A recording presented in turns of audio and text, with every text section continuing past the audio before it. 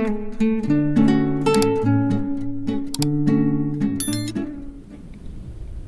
ายดีพี่น้องยินดีต้อนรับเข้าสู่ช่องบ่าวนุ่งคนบ้านนอกคือเก่าพี่น้องวันนี้บ่าวนุ่งกะสิพาพี่น้องมาชมบรรยากาศสวนมันต้นทุกคนกับบรรยากาศยามแรงๆตะเวนกายสิตกผู้ทุกคนเว้ยกะโดนเติบล่ะเฮาบ่ได้มาเบิ่งมาจอบสวนมันต้นเฮามื้อนี้กะมีเวลาบ่าวนุ่งก็เลยออกมาเนาะมาจอบเบิ่งสวนนี่แหละเดี๋ยวบ่าวนุ่งสิให้เบิ่งว่ามันต้นบ่าวนุ่งมันสิใหญ่สูงสำใดแหละทุกคนหลังจากที่บ่าวนุ่งฉีดยาบำรุงมันเนาะเดี๋ยวจะให้เบิ่ง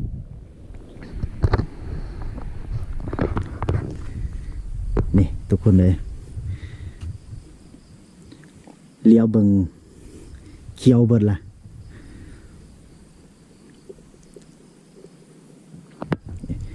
เบิ่งใบนี่สิจุกันเลยระหว่าง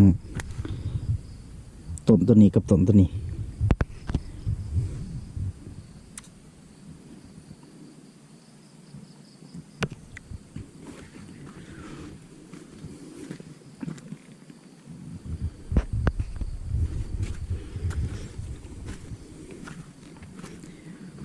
เฮาเลี้ยวเบิ่งคู่รถไทยพอร์ตเนาะรถไทยใหญ่มันก็คือห่าง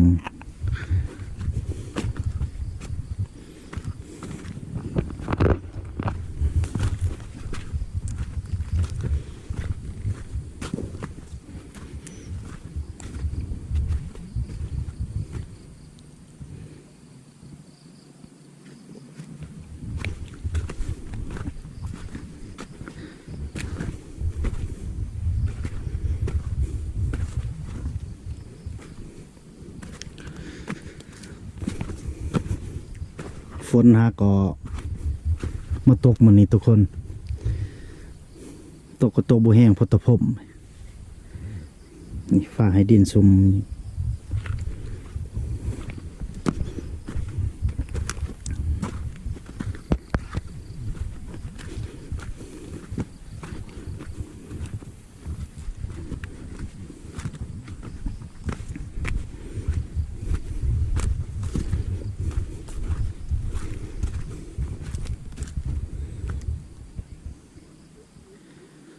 ตัวปลูกมือตะบิด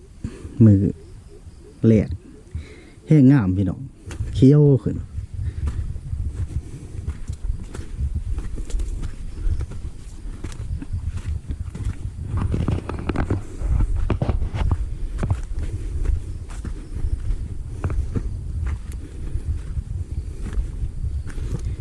ต้นสูงใหญ่เลย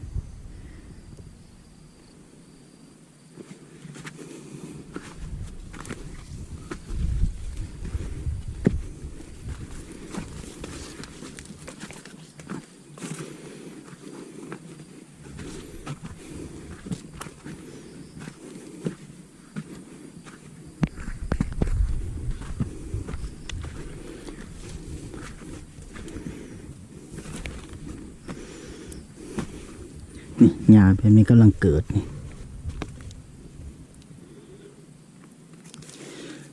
นายกงู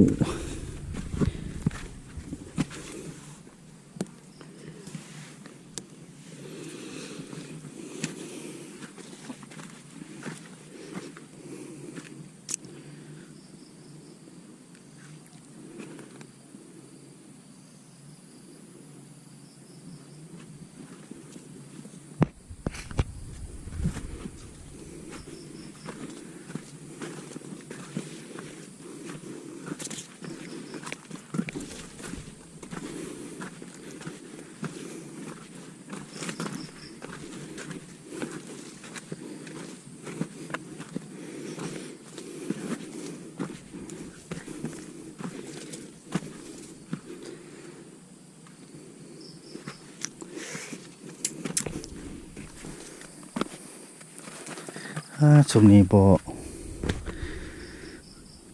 อยากสูงบ่อยากใหญ่เพราะว่ามันห่มใหม่มันจะกล่องห่มใหม่ทุกคน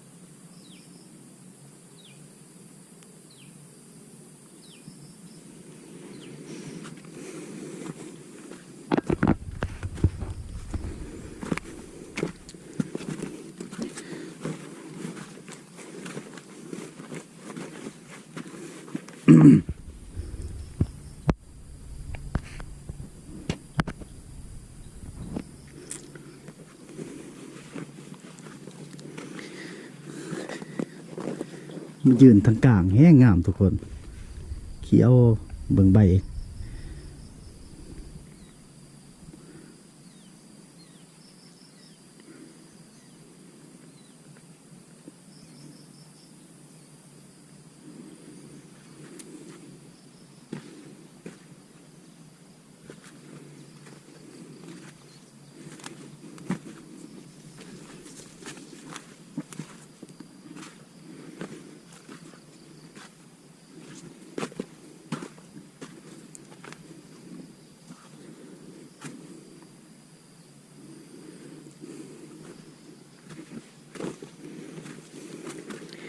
มาเบิ่งว่าปีนี้มันสิได้ผลสำไรทุกคน เพราะว่าปีนี้เขาก็ลงทุนเอารถไถใหญ่ทุกคนมาไถมันยกคู่มันยกหล่อง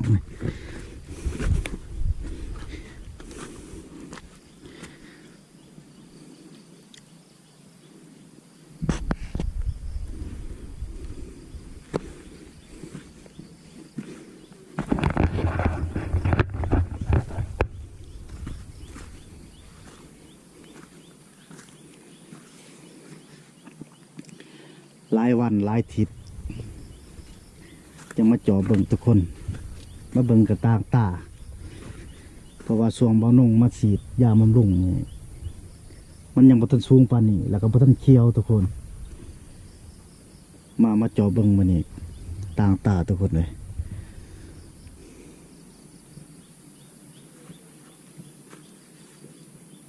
งามขึ้นเนาะถือว่าซุ่มนั้นส้มปูก่อนเคี้ยวทุกคน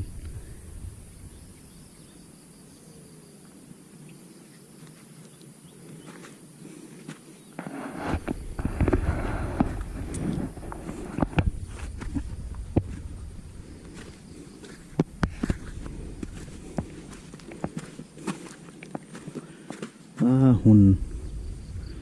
บ่ได้มาซับบ่ได้มาพันลง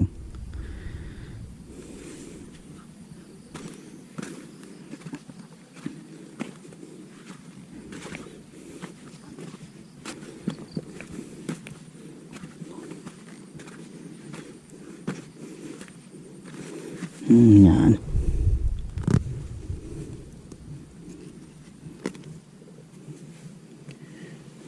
ปงมาเหงาอันตรายน้ำเพิ่น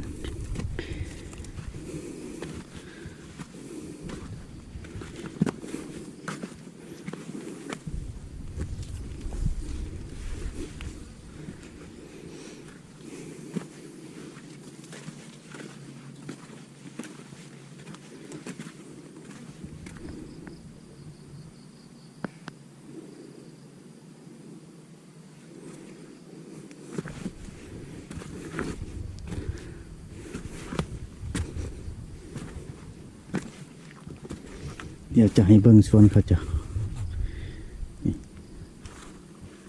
สวนติดกันกับสวนบ่าวนุ่ง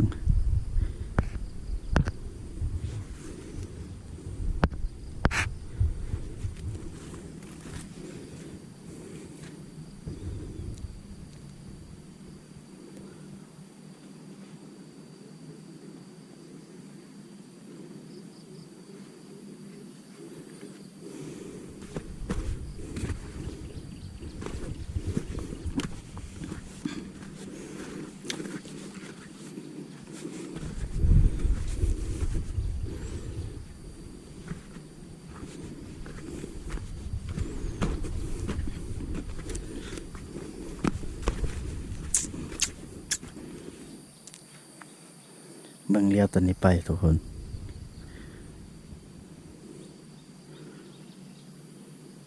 เกี่ยว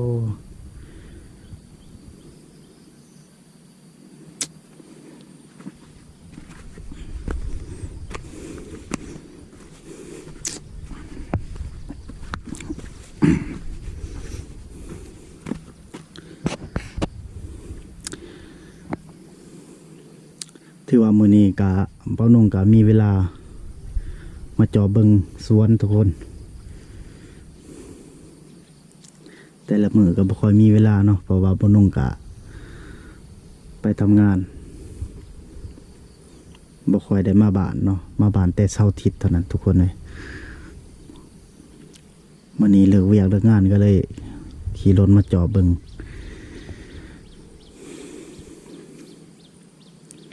คลิปนี้ก็ปานงก็พา